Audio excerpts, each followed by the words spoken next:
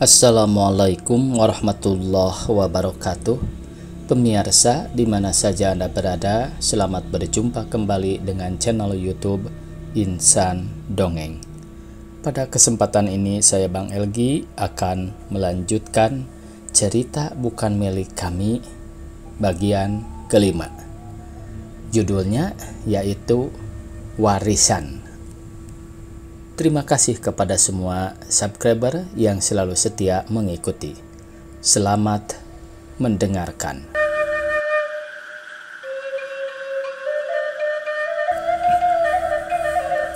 Orang-orang yang mengantarkan jenazah Pak Sareno sudah pada kembali. Mereka menuju ke rumah Bu Sareno atas permintaannya. Selain telah menjadi adat di daerah itu bahwa selesai orang mengantarkan jenazah, mereka kembali ke rumah keluarga orang yang meninggal untuk mengadakan doa-doa dan menerima jamuan sekadarnya. Setelah menderita sakit 2 bulan lebih, Pak Sareno akhirnya tidak dapat bertahan dan pada subuh pagi tadi ia meninggal. Bu Sareno telah beberapa kali pergi ke rumah dukun untuk memperoleh obat-obatan yang diharapkan dapat menyembuhkan penyakit suaminya. Ketika 2 minggu pertama selama sakitnya berlalu begitu saja tanpa memberikan kesembuhan, Bu Sareno mulai gelisah. Semua ia mengira bahwa penyakit suaminya akan segera sembuh tanpa diobati sesuatu sebagaimana biasa apabila ia menderita sakit. Tapi sekali ini penyakit Pak Sareno barangkali bukan penyakit ringan yang sekadar mengganggu kesehatan Pak Sareno agar ia suka istirahat dan tidak terlampau banyak bekerja. Setiap dini hari bila ia mendengar bedug subuh di masjid kecamatan dipukul bertalu-talu, Pak Sareno telah melangkah keluar dari pintu rumahnya menuju ke ladang rumput di kaki pegunungan sebelah utara untuk mengambil rumput.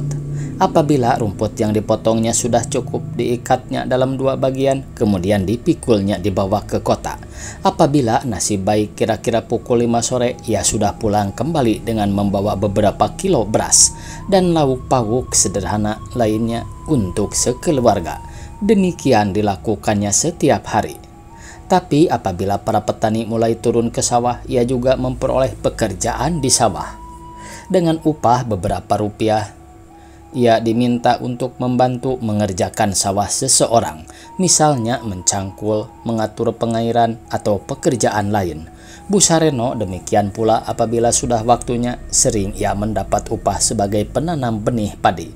Dan apabila batang-batang padi ini kira-kira berumur 2-3 bulan, Pak Sareno dan istrinya menyiangi rumput-rumput di sela-sela batang padi dan mengatur pengairannya. Kemudian bila pagi sudah saatnya dipanen, mereka pula yang mengerjakannya.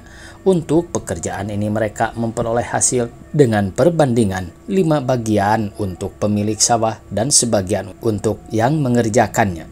Hasil yang diperoleh dari pekerjaan yang demikian dapat dikatakan cukup untuk Pak Sareno berdua. Bahkan sempat pula ia membeli seekor kambing betina untuk peliharaan. Kemudian kambing itu beranak 2 ekor. Suatu ketika desa ditimpa paceklik, hampir semua panen tidak berhasil. Padi yang masih muda diserang oleh sejenis belalang, sehingga bulir-bulir padi tepos tidak berisi. Ada beberapa bidang sawah yang luput dari serangan ini, tapi apabila padi mulai masak, puluhan bahkan ratusan tikus menyerang dan menghabisi padi di sawah itu. Keadaan ini amat menyedihkan para petani pemilik sawah. Tapi petani penggarap yang tidak memiliki sebidang sawah pun lebih merasakan tindihan kesedihan ini. Ini berarti mereka harus lebih pontang-panting berusaha untuk melanjutkan kehidupan mereka dengan jalan memburuh di pabrik-pabrik di kota atau menjadi kuli di stasiun-stasiun bis dan kereta api. Bahkan tidak mustahil untuk melakukan pekerjaan terlarang, mencuri atau mencopet.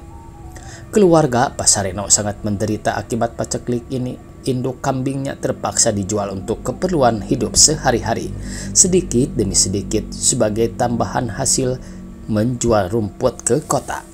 Ia mengharap 2 ekor kambing yang masih tinggal dan diantaranya sudah bunting itu tidak sampai dijual pula. Tapi di tengah musim paceklik begini, tiba-tiba ia diserang oleh demam. Demam pertama telah menyerangnya ketika ia sedang memotong rumput di ladang di kaki pegunungan sebelah utara. Itu rumput hasil sabitannya ditinggalkannya di ladang itu dan ia bergegas pulang. Malamnya ia menggigil berselimut sarung tuanya, diserang oleh demam. Beberapa jam kemudian panasnya yang gila berganti menyerangnya. Dingin lagi dan panas lagi, batuk-batuk dalam dan beruntun mulai menyeregapnya pula. Bu Sareno pergi mencari dukun. Mula-mula ia pergi ke rumah dukun yang paling dekat dengan rumahnya.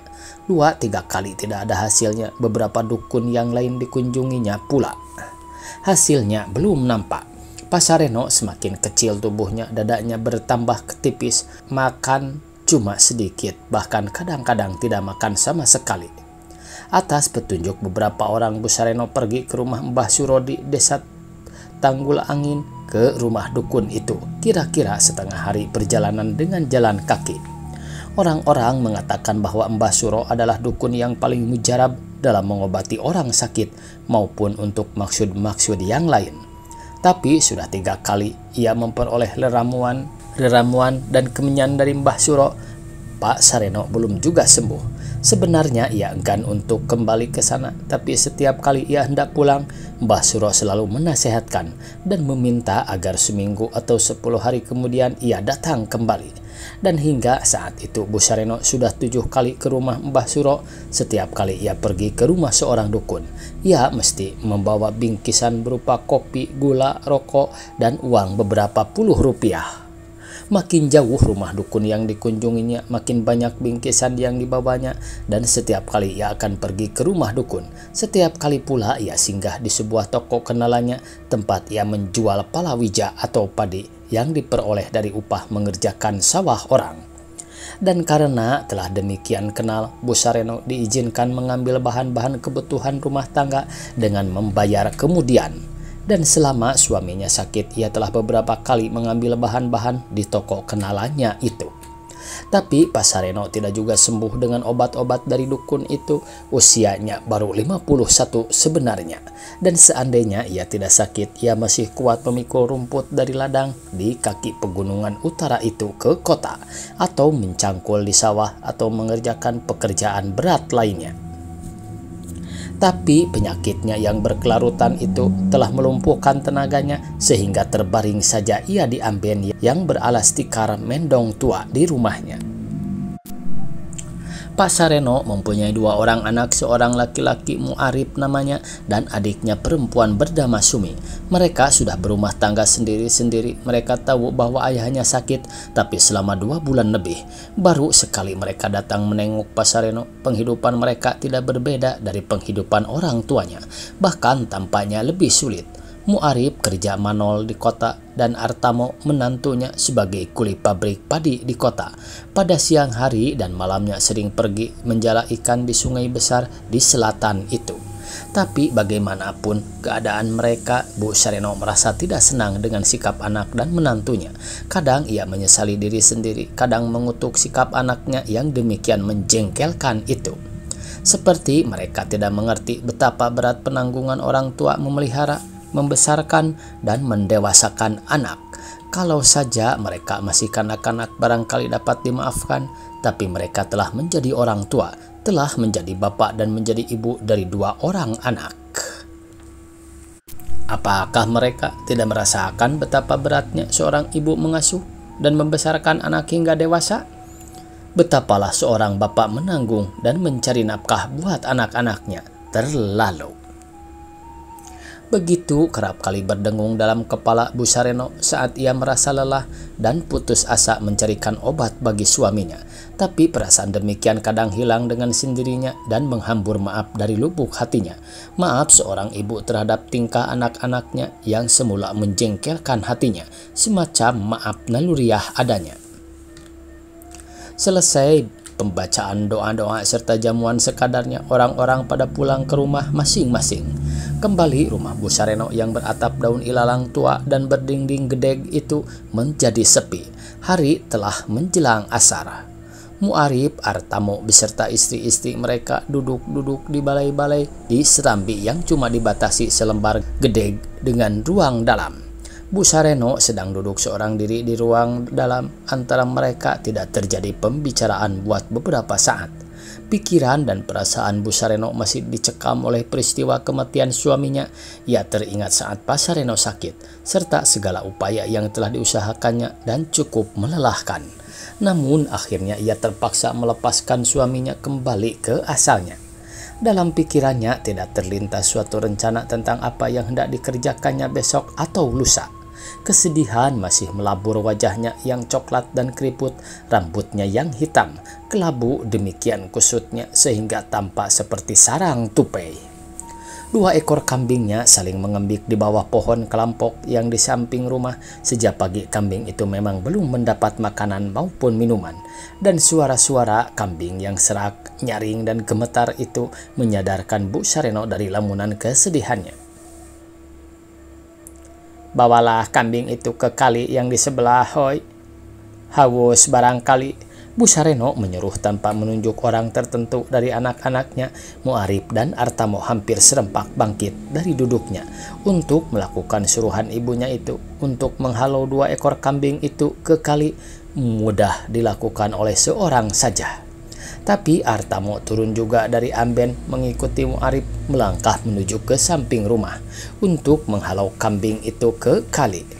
Ada keinginan dalam hati Artamo untuk menuntun salah seekor kambing itu, memberinya air minum dan menambatkannya kembali ke pohon kelampok. Sementara ia mencari daun-daunan buat makanannya. Ingin ia mengelus-ngelus kepala kambing itu seperti ia mengelus-ngelus rambut anaknya, tapi Muarif telah mendahului membuka ikatan tali pohon kelampok itu dan menarik kedua ekor kambing itu menuju ke kali. Dan Artamo menunggu di bawah pohon kelampok sambil mengamati tubuh kambing yang cukup gemuk itu. Seekor kambing berbulu hitam, sedang bunting, perutnya cukup besar. Paling tidak kembar 2 anaknya kelak, pikir Artamo seraya senyum, seorang diri di bawah pohon kelampok. Artamo pergi ke pagar mencari daun-daunan untuk makanan kambing itu. Ketika ia kembali membawa serangkum daun-daun, kambing telah berada di bawah pohon itu. Muarif sedang mengamati 2 ekor kambing itu. Kalau kambing ini kelak kembar, 2 semuanya jadi 4 ekor, pikirnya. Dan kalau seekor ini sedang bunting pula dan beranak kembar pula, wah, 6 semuanya. Muarif tersenyum seorang diri.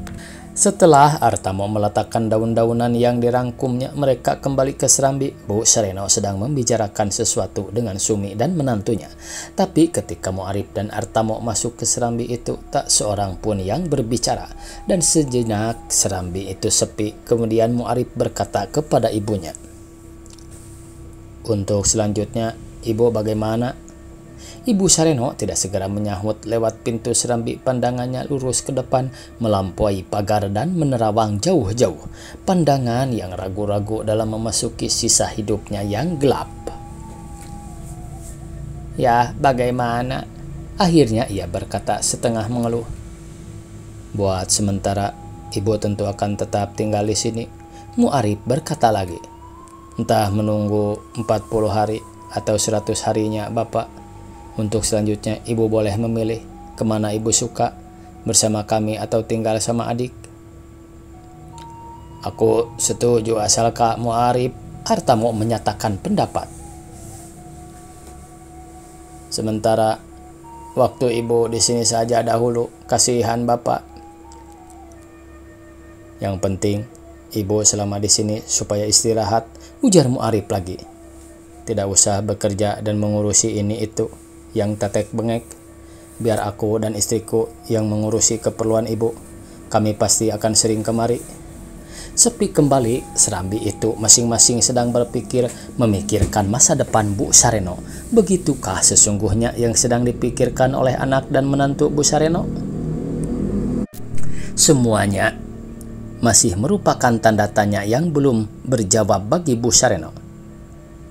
"Lantas bagaimana selanjutnya?" Bu Sareno bertanya akhirnya.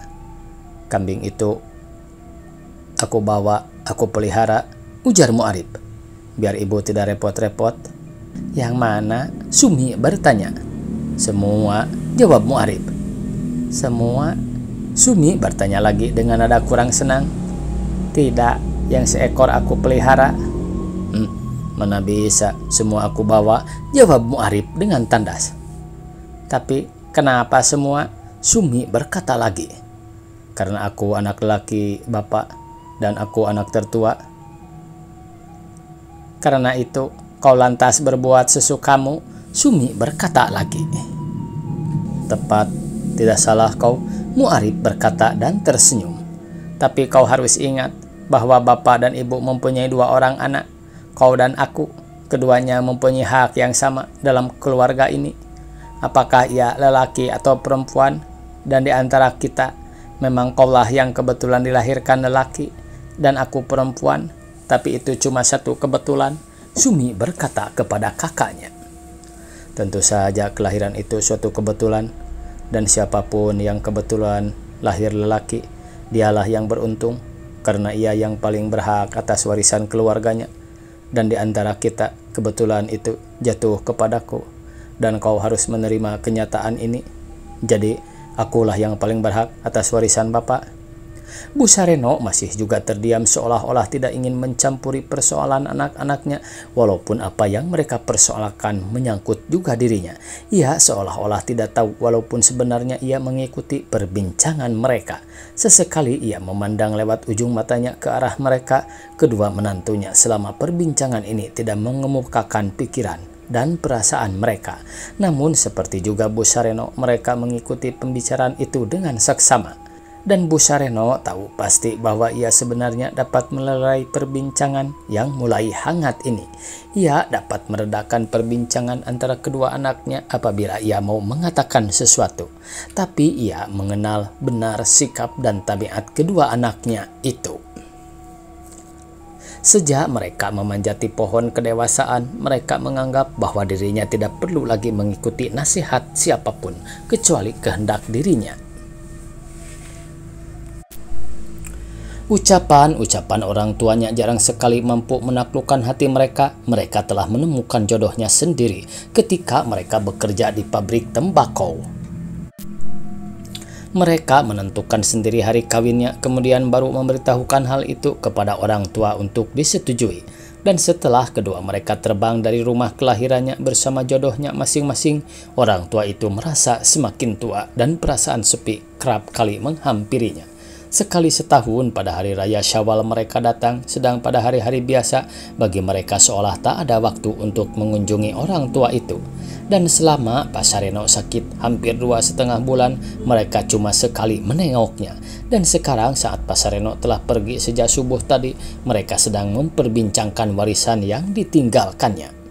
Tiba-tiba Bu Sareno bangkit meninggalkan serambi, masuk ke ruangan dalam. Di rongga dadanya terasa demikian gemuruh, seolah-olah sedang berpusat gelombang-gelombang angin topan kenangan masa lampau. Kenyataan hari ini dan bayangan masa depan, ia tidak betah mengikuti pertengkaran yang memuakan itu. Kalau saja ia mau mengatakan isi hatinya kepada mereka, mereka mungkin akan membungkam, walaupun barangkali mereka tidak dapat menerimanya. Dan mereka masih juga mempersoalkan 2 ekor kambing itu dengan tidak lelahnya mereka lupa akan waktu. Mereka telah mulai menggulung lidah-lidah sinarnya untuk esok digelarkannya kembali menjilati wajah bumi yang luas ini. Mereka lupa bahwa perjalanan pulang cukup lama dan apabila saat ini mereka pamit, pasti mereka akan mendengar bedug maghrib sebelum tiba di rumah mereka. Aku usul, Kak, tiba-tiba Artamo berkata. Seekor yang bunting tua itu dibawa kamu Arif. Seekor yang lebih kecil biarlah untuk kami. Aku pikir dalam 2-3 bulan ini pasti ia telah beranak. Dan melihat kandungannya paling tidak kembar 2. Kau ikut-ikut bicara juga, ha? Mu'arif menjawab dengan mata langsung ditikamkan ke arah Artamo iparnya. Tak seorang pun berhak bicara di sini, ujarnya lagi. Dalam menentukan warisan dari bapak, kecuali aku sendiri. Kalau aku bilang begitu, ya mesti dilakukan. Tapi Sumi juga anak bapak, Kak Arif. Artamo berkata lagi sambil mengarahkan duduknya lurus-lurus ke arah Muarib.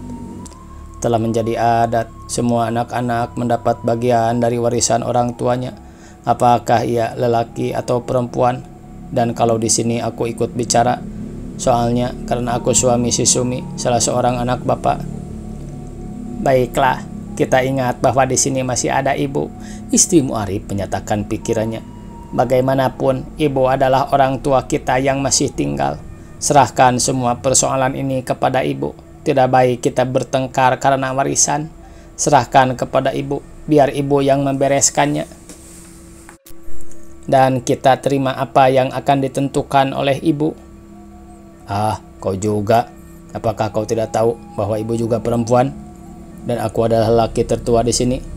Seorang ibu harus mengikuti kehendak anak lelakinya yang sudah dewasa, ujar Muarib kepada istrinya.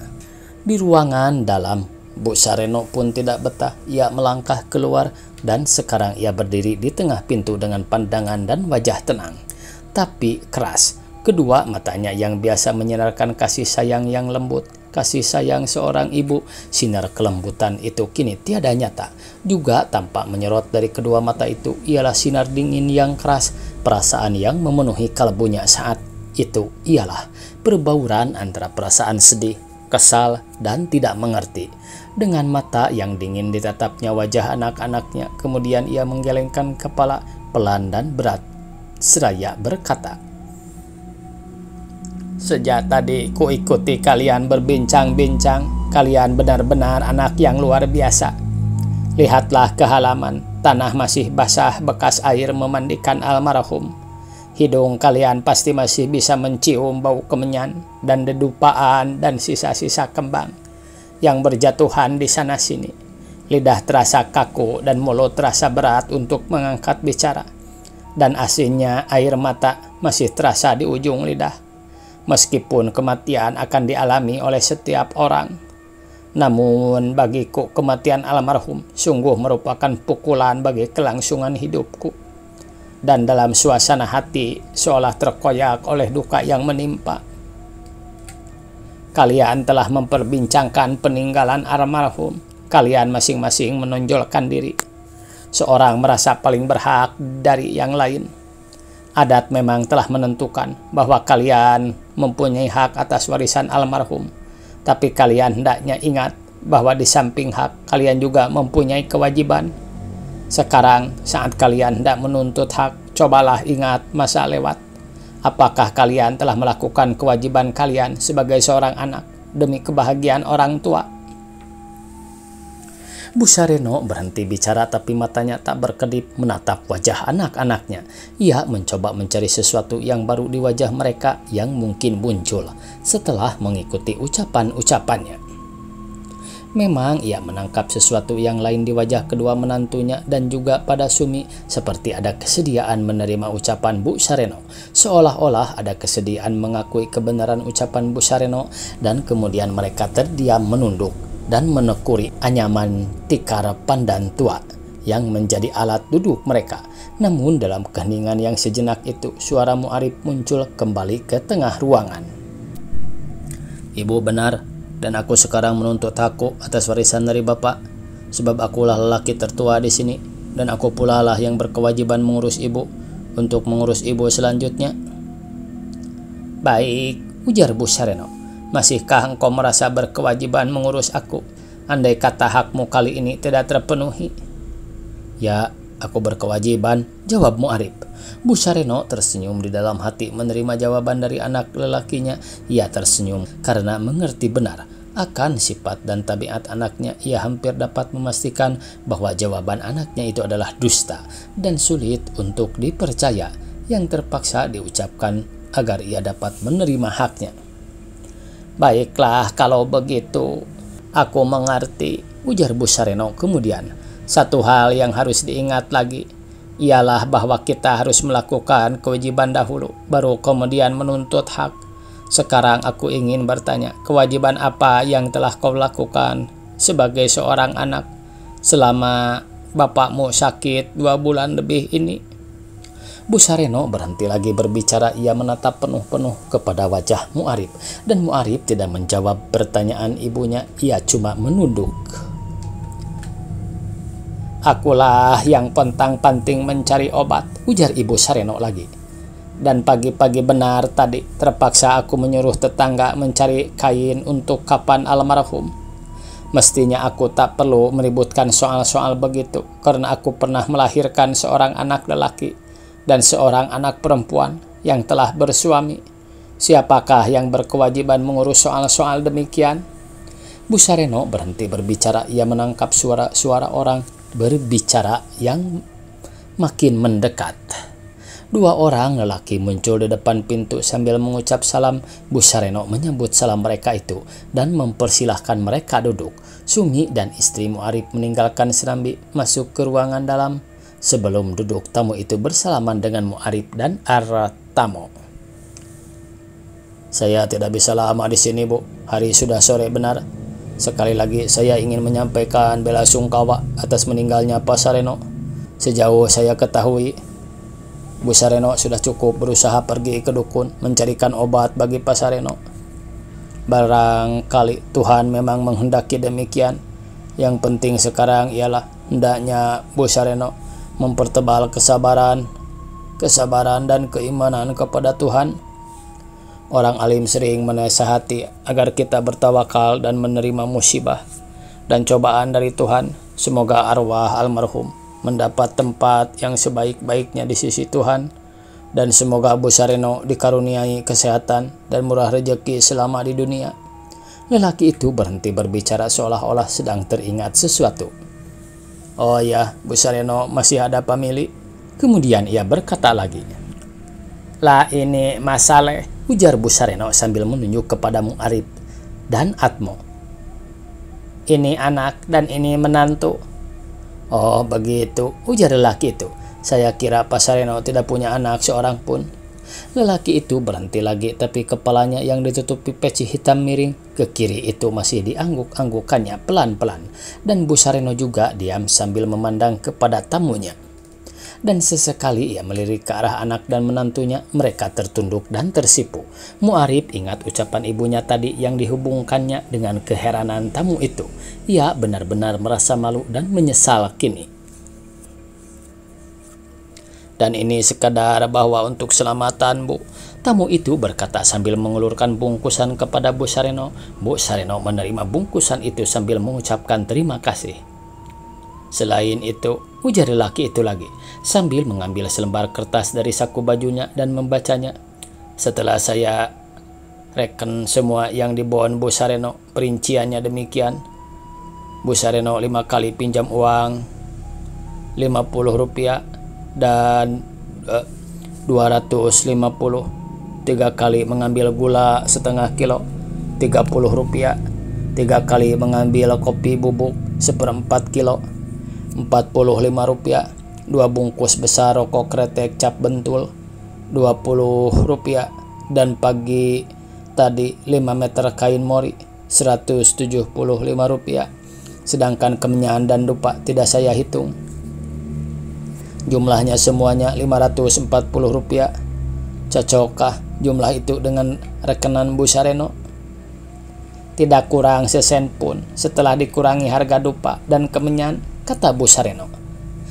"Dan seperti saya katakan pada Mas Saleh tempo hari, utang-utang ini saya bayar dengan kambing." Muarif dan Artamo terkejut mendengar pernyataan ibunya. Muarif seperti kena tempeleng. Kepalanya berdenyut dan pandangannya berkunang-kunang. Sejenak ia memejamkan mata, seolah dengan demikian ia akan mampu menghilangkan rasa pening yang berdenyut.